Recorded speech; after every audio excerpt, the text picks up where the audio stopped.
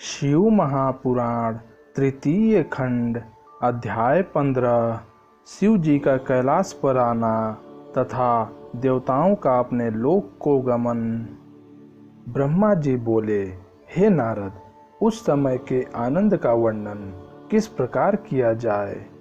हम सब लोग गिरिजा तथा शिव जी के पीछे पीछे चलने लगे।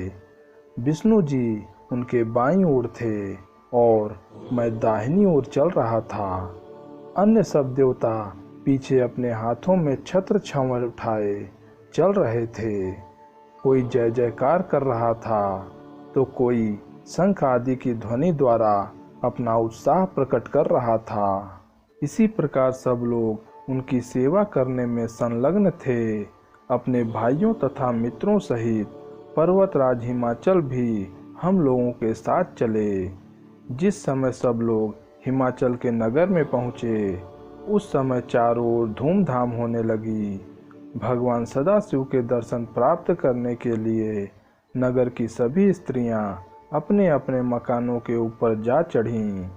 सब लोग अपने अपने काम को छोड़कर शिव जी का दर्शन पाने के लिए दौड़ पड़े। स्त्रियों की तो यह दशा थी कि जो काजल लगा रही थीं, वह एक आंख में बिना काजल लगाए ही दौड़ी चली आईं। वे झरोकों के भीतर बैठी हुई शिव दर्शन करने में ऐसी मग्न थी कि यदि किसी की धोती की गांठ खुल गई तो उस बात का उनको कोई ध्यान ही नहीं था। स्त्रियों की ऐसी दशा को देखकर शिव जी, विष्णु जी तथा हम बहुत हंसते चले जा रहे थे। हिमाचल के घर पहुंचने पर शिव जी अपने नंदी से नीचे उतरे। पर्वतराज ने सभी बारातियों को श्रेष्ठ स्थानों पर ठहराया और सबकी यथाशक्ति सेवा पूजा की। उस समय शिव जी की आज्ञा से उनके वीरभद्र आदि गण भी कैलाश से चलकर उस स्थान पर आ पहुँचे।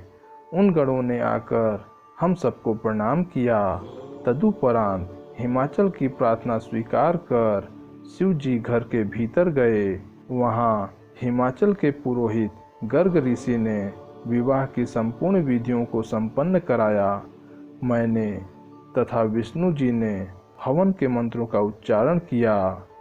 उस समय दोनों ओर से बहुत दान दिया गया। जब शिव जी ने गिरिजा का हाथ अपने हाथ में लिया, उस समय के सुख का वर्णन किसी भी प्रकार नहीं किया जा सकता। उस अवसर पर जिसने जिस वस्तु की इच्छा प्रकट की, वह उसे प्राप्त हुई। जब भांवरे पड़ चुकी, तब शिव जी तथा गिरिजा को एक ही शैया पर बैठाया गया। उस समय सब लोगों ने धन्य धन्य का घोष कर आकाश को गुंजा दिया। हिमाचल ने भगवान भूत भावन को दहेज में बहुत सा धन तथा वस्त्रालंकार प्रदान किए। फिर सब बारातियों को भोजन कराया। इस प्रकार जब विवाह हो चुका तो शिव जी वहाँ से चलकर अपने कैलाश पर्वत पर लौट आए। फिर हम सब लोग भी शिव जी की आज्ञा प्राप्त कर अपने अपने लोक को लौट गए। 15वां अध्याय समाप्त हुआ।